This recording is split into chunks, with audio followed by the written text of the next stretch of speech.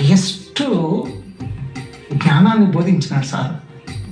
అంటే పత్రి సార్కు అతను ఇలా చూస్తే అందరి విషయాలు తెలిసిపోయేది.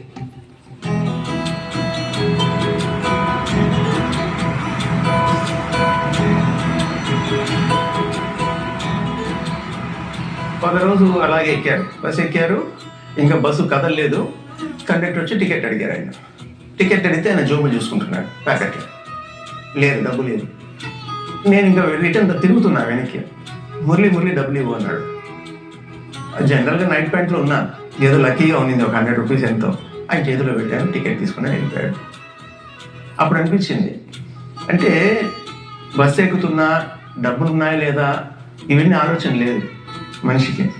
అంటే మనిషి ఎంటీ అయితే ప్రకృతి ఎంత కోఆపరేట్ చేస్తుందని అనిపించింది ఆ మూమెంట్లో.